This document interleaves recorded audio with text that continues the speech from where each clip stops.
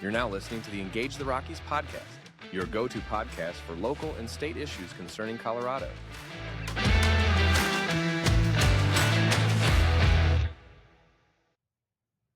Hello, Rockies. This is Sarah Jane Maroney, your host. And this week we are joined by Dave Donelson, City Councilman for District 1. Dave Donelson served his country for 21 years in the U.S. Army, first in the military intelligence as a Russian linguist, then in the Green Berets as a Special Forces medic sergeant, and finally as a commissioned officer and physician assistant. He retired from the Army in 2010 after reaching the rank of major. Dave has a BA in political science from the University of New Mexico and a BS in physician assistant studies from the University of Nebraska School of Medicine. Dave and his wife Holly moved to Colorado Springs 30 years ago, raised their children here, and are members of the Corpus Christi Catholic Church. We welcome him. Good morning, Sarah Jane. Thanks for having me on. It's a pleasure. We appreciate it. So just for understanding, what made you want to join City Council? Well, I'll give you a thumbnail sketch of that. 4 years ago, if you remember, kind of the George Floyd riots were going on, and that was kind of the tone in America. My brother was a police officer out in Wilmington, North Carolina. He's a retired police officer now. But I looked around, and I actually had a conversation with one of the guys on councils, Andy Pico. And I said, well, Andy, at least in Colorado Springs, we don't have to worry about crazy stuff like defund the police. And he looked at me and said, you know, Dave, there's probably 2 or 3 on council that would go along with that. And so at that point, I realized you can't just stand on the sidelines and hope that someone else does the right thing, right, that we have strong leadership. So I decided to go ahead and run. Happy to tell you about my background, why I thought I would be qualified to do this job. Okay. So I grew up in an Air Force family, right? So moved around America and the world a little bit. I spent like 6 years in Germany. After that, you know, my parents wound up in North Carolina. I stayed in New Mexico, but went in the Army. Eventually, I went in the Army, did 3 things in the Army. First, I was in military intelligence. I was a Russian linguist. Then I was in Special Forces. I was a Green Beret out here at 10th Group on one of the teams. And when I was a Green Beret, I spent 6 months at an American embassy in Kazakhstan. First guy to go into some of the Russian Spetsnaz compounds, so coordinated with them, did things like that. Third job in the Army, I got commissioned as an officer. I became a physician assistant or a PA, did medical stuff. So, and before the Army, I worked in the Forest Service up in Montana as a wilderness guard and a trail crew guy. So once I got out and did medicine, you know, I talked to thousands of patients, right? And I have a way, you know, I think I can connect with people, normal people, because of my background, both enlisted, officer, was on the ground over in Iraq for 3 different years. So my brother's a police officer, as I pointed out. So I have connections like in medicine, in law, in, I would say, parks through the work in the Forest Service. So lots of things that I felt like I could help with on City Council. And I think that has turned out to be the case. And in fact, well, we won't talk too much about that, but there is a campaign, you know, 6 seats are up for re-election right now. But my motto is, you know, vote Dave, he votes for you. And I think I have done that over these 4 years on City Council. Wow, that's quite a different background. And thank you very much for your service. You bet. And one little piece I want to add on to that is, as a PA or doing the medicine, I ran a men's health center. I was the center director for a men's health center here in Colorado Springs. And that really opened my eyes. I already knew it, but, you know, firsthand, I was trying to hire people.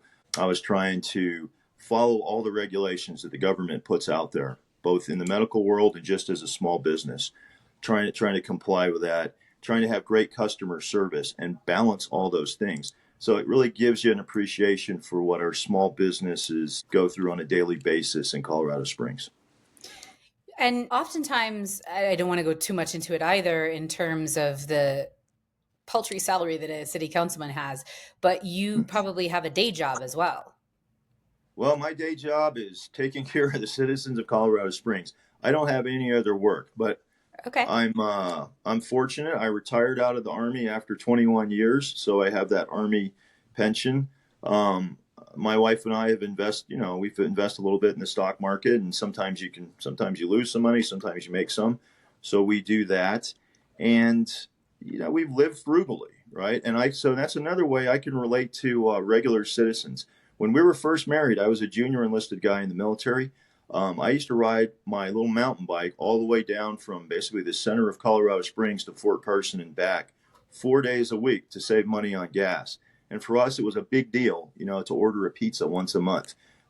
We had a 2-week-old daughter when we first got here, and then we had our son too. So I really have empathy, or really, I've been there like a lot of regular working people in Colorado Springs, trying to make ends meet. And I factor that in. I'm the chair of Colorado Springs Utilities Board of Directors. If we're going to raise rates, we really have there has to be for a good reason, and we have to be thinking about citizens and the impact it's going to have on them. You don't make much as an E4 in the Army, and that's how we started out here in Colorado Springs. So I think that's a real asset for somebody on council to have that kind of a life experience background as a regular citizen. Wonderful. So we've invited you here to talk about sit-lie, in quotation marks, but what the heck is that? Can you give it, like, it sounds so weird. Yeah. And I think we'll end up broadening it out into just kind of my goal for the city of Colorado Springs is two things: to make it simple, clean, and safe, right? And there's no sit-lie ordinance, which we've had in Colorado Springs, and recently we expanded it. The idea with that is, as the name implies, we don't want people sitting on the sidewalks or sitting on the ground or lying on the ground. And it was really a way, when we originally passed it the first time, which was back when Mayor Suthers was the mayor, and so probably almost 4 years ago, maybe 3 years ago, our businesses downtown were telling us that, hey, we've got homeless people laying all over the place in the downtown area. It's bad for business, and it's bad for safety, right? It's threatening to moms who maybe want to bring the kids with them and go downtown and shop. They're scared. And even for guys like me, a former Green Beret in the Army, the first day I went to work at City Hall as an elected councilman, there was a guy standing there yelling we have a Statue of Liberty, a small version of the Statue of Liberty, screaming at it and arguing with it.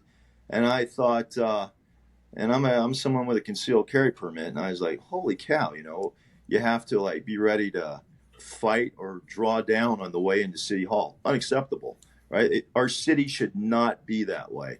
So one of the tools we have created for our police to help move these people along, to get them out of the area that's covered by this no sit-lie ordinance, is to make it a violation of our city ordinances to be laying on the sidewalks, sitting on the sidewalks. We used to call it vagrancy, in this designated area.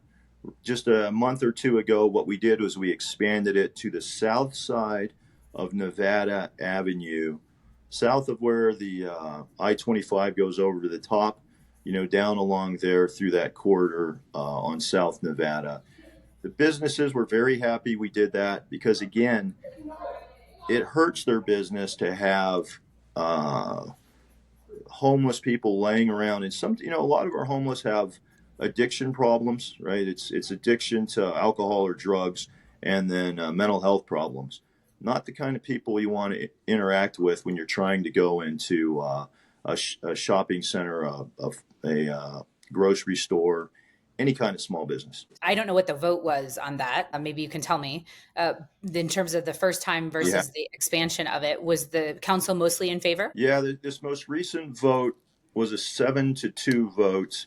The two noes were Councilwoman Henjum and Councilwoman Avila. Councilwoman Avila is termed out on April 1st. Her term will end, her 8 years will be over. She was reelected once. And that's how it works on council. You get elected the first time for a 4-year term. You can run once for reelection. Okay, and that's what I'm doing, and that's what Nancy Henjum is doing right now. But Nancy was one of the two who voted against this. I think that's a bad vote, because whenever you say this in Colorado Springs, the answer is always unanimous. And the question is, do we want to become more like Denver? And I've yet to find somebody say, yes, I'd like to become more like Denver. Denver allows this. Denver actually pushes for what's called right to rest, which means you have a right to rest anywhere, right? People pitch tents and just sleep on the sidewalk and things like that. Makes for a horrible downtown, makes for a horrible sense of clean and safe. It's not clean, it's not safe. Those people are using, we'll call it using the bathroom somewhere.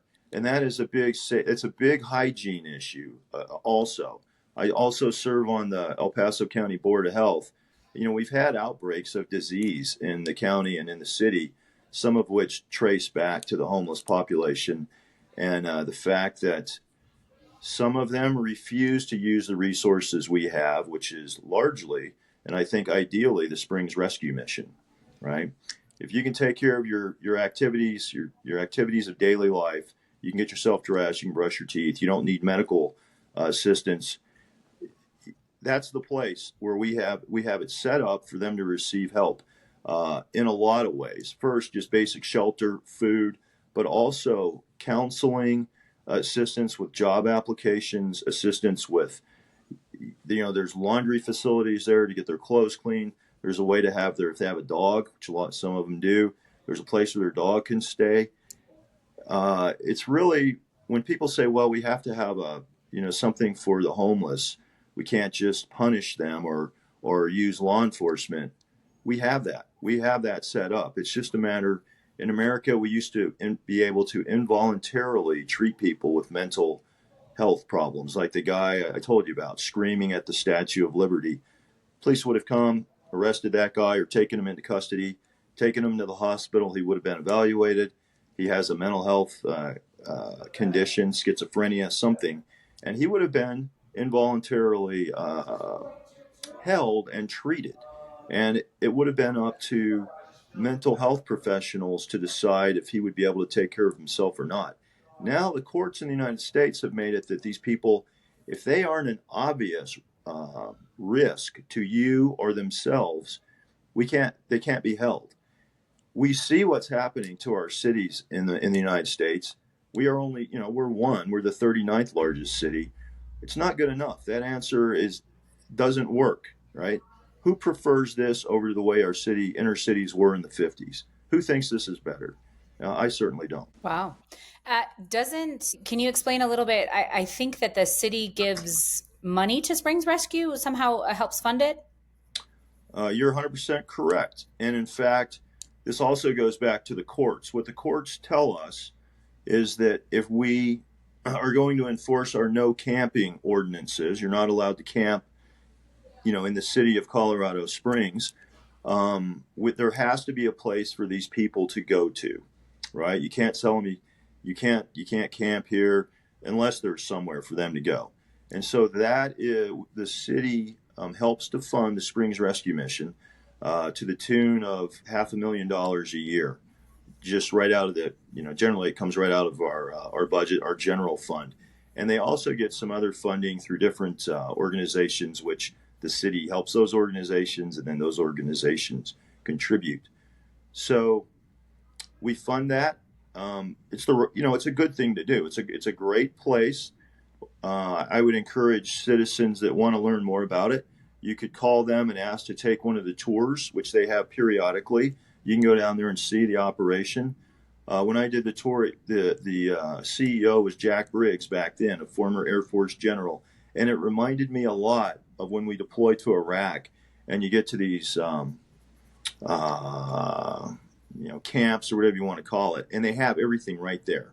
There's a mail room, and so at the Springs Rescue Mission, these people can get their mail. There's like a cafeteria. There's a place to wash clothes. There's a place, and these are separate little buildings, or they're offices and buildings. A place where their dogs, like I was saying, their pets, and there's like 3 levels of kind of like barracks or housing options there, which get better and better the more they cooperate. The people that are going in there, the homeless, if they're willing to do the mental health screening, their existence there is nicer. If they're willing to go through the job assistance, where they fill out kind of what skills do you have, what jobs have you held, the more they do, kind of like everything, nothing really is free, and that's part of the program on purpose. As they work at it, their life gets better there. It's good to start with, right? It's a good baseline, but then it just gets better, kind of like normal. That's how it is in our lives. If you do a good job, you kind of get a raise, you get a promotion, good things happen to you. Even there in Springs Rescue, that's what happens. It's not just a flop house. Some people have that misperception of what's going on there. Wonderful. Yeah. So you've now been on city council for 4 years, and I've had a couple of conversations where we talk about politics being a team sport, and yet it also has lots of individual actions. So it's kind of both and. So in terms of your 4 years, what do you feel like is the biggest accomplishment that you participated in, led, or helped to get sorted? Well, we'll go national on this one. And honestly, at the time, I didn't realize how important this was going to be. But I'm trying to think. It was with this council, so it was in 23. I wrote and got passed through council. It was a 6-3 vote. Again, you'll hear these names repeated. Councilwoman Henjum voted no. Councilwoman Avila voted no. Councilwoman Tallarico voted no. But what was passed was a resolution that declared Colorado Springs is not a sanctuary city. And I wrote it, then I had to work with the other 8 council members to alter some of the language. It became a little more gentle and caring than the way I had written it originally. But I got 6 votes. And in that, in this resolution, it said that Colorado Springs is not a sanctuary city, will not become one, and we will not spend taxpayer dollars on illegal immigrants in this city. And it says, a lot more than that. Why is that really important? At the time, people said, oh, it's just posturing, especially the people who are against it. It's no big deal. They're just doing this, it's not really going to have an effect. A reporter who was down at the border, she's gone down and done reports from the border, has told us that at the border, these groups that welcome, they welcome the illegal immigrants, some nonprofits and NGOs, groups like that, had a list of cities that were welcoming or the ones to go to and cities not to go to. Colorado Springs was on the list not to go to. And so she believes the reason we were on that list was that resolution which we passed. And who knows what it would have been like for Colorado Springs if we had been on the other list of cities to go to, like Denver was, right? Denver declared themselves a sanctuary city, and we saw how that turned out. They were pretty much overwhelmed. Their medical system was overwhelmed, and they lost hundreds of millions of dollars in care that was given to illegal immigrants, and they'll never be repaid for that. The school systems were overwhelmed. Their law enforcement was stressed because of increased crime. Services to citizens were reduced to American citizens, right? And there's just a matter of numbers in that. We talk about a housing crisis here in the United States. Well, if you have 20 million people who are here illegally, that has an impact on housing. So that was, looking back, I've started talking about that more and more. That's a big deal that we did that. The no sit lie ordinance, voting yes on that a few times has been good. And I do have I have a list I use of things that I've accomplished or gotten done. To stick on the law enforcement side of this, citizens may not even be aware of this, but during my first year on council, working with our city attorney office, our vice squad on CSPD, the vice commander, they knew there was human trafficking going on in some of the massage therapy businesses here in town. These ones that you see in strip malls. One of the local news channels was doing reports about this, but nobody on council had really been willing to write an ordinance to get it passed to help CSPD. When they go to these places in the past, the women who were there don't speak English, or at least act like they don't, but largely they didn't speak English. the they wouldn't know who the owners were of the massage therapy business. So the police would kind of run into a dead end when they would raid these places. And so the ordinance to which we wrote, I worked together with the attorneys and Vice, required those businesses to get registered with our city clerk, required them to identify who the owners are. So that's on paper now. Required them to report who the massage therapists that would be working there were. So when they go there and these three women there, they can check to see are these women supposed to be here or not, right? Now the state recently has kind of done the same idea, so now there's a state law covering it. But at that time, this was new in Colorado Springs, and that passed on a 9-0 vote. So when you talk about working with others on council, there's a 9-0 vote. Another 9-0 vote I can think of on something I did was we, working with some veterans organizations here in town, we declared Colorado Springs, they call it Purple Heart City. And certain towns, communities, it's happening in Teller County too up there. Certain cities will designate themselves as Purple Heart cities, and that honors military veterans. I'm one. I have friends who are, were wounded over in Iraq or other places. And so if you go to Memorial Park now, near the Memorial Monument, when you pull in there, you see this sign declaring we're a Purple Heart City. The day we did that, we had Purple Heart recipients, guys down there who really, you could tell it really meant a lot to them. Vietnam vets, even Korean War vets, Iraqi War vets. So with as many vets as we have in this city, I thought that was well worth doing. There's a lot more in my neck of the woods, District 1. The Rockrimmon Library, I fought hard on that. Blodgett Open Space, we did pass a new master plan on that park. Working with parks, we kind of made it better so that the citizens that are served up there, well, all the citizens in the city are served, but those neighborhoods felt like the parking lots were a better size. Some of the trails are hiking only now. So on city council, you're kind of all over the board, right? There's lots of issues coming at you from all directions. Clean and safe. I mean, I try to keep those as the, what's the goal? City council land use is a big deal. We are the, any annexation that gets approved comes through council or gets denied. Council controls that, not the mayor. The budget, we vote on and approve or don't approve a budget. Once we approve that budget, the mayor, then the ball is in his hand. Like once we approve a budget for the police department, the mayor then meets with the chief of police on a weekly basis. We don't do that on council. So sometimes, it's important for citizens to know, hey, council passes that budget, but then really it's the mayor who should be held accountable. If we're not enforcing our laws regarding homeless, if you feel like we're not doing enough, the mayor dictates the work plan for these departments, right, through the chief of police. So it's who is the mayor is very, very important, and be sure and consider that when the 2 years, we'll have another election.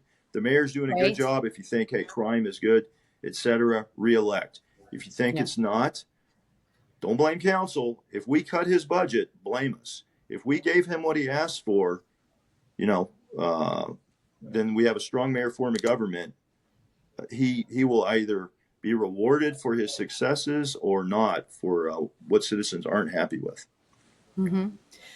So circling back, but also to wrap up, you mentioned that it was your conversation with another councilman that sort of provoked your interest in running for council. Engage the Rockies is very interested in civic engagement, in learning about our government, being able to interact with it. What would you tell the average citizen who's never come to a council meeting to testify, who's never spoken to their city council member? What would you say to them to encourage them in terms of civic engagement? So get involved. I mean, that sure, is but how? Like what necessary. Yeah. Very good. And I'm getting there. And also I'm shocked we're already at the end of this. I mean, time flies. First place is we'll do this. You can send an email to all of council. There's 9 of us on council, 6 represent districts, 3 are at large. Send an email to all council, ALLCOUNCIL, all council at coloradosprings.gov. All council at coloradosprings.gov. That will go to all 9 of us. Let us know what you're concerned about. If you know which district you live in, send it to your specific district councilman. The second and fourth Tuesdays of every month, we have a regular session, which just means we have our meeting, we vote on stuff, fancy expression. Citizens can come and speak to us about an issue that they're concerned about for 3 minutes each. Generally, each citizen will get 3 minutes. Now, obviously, if we have, 100 citizens, we may have to reduce the time. But in general, we have, say, 15 to 20 folks show up. But sometimes we learn about problems right there. Okay, so that's 2 ways. Also, the mayor's chief of staff is there, so the mayors will get the information too. Sometimes we can fix a problem right there, but at least it kind of highlights it and brings it to us. You can contact me or your council person by phone. All our phone numbers are listed on the city's website, which is coloradosprings.gov. Awesome. Well, thank you very much for your time. We appreciate it. We'll have you on again sometime. Okay. Thank you. Thank you for listening to the Engage the Rockies podcast, your go-to podcast for local and state issues concerning Colorado.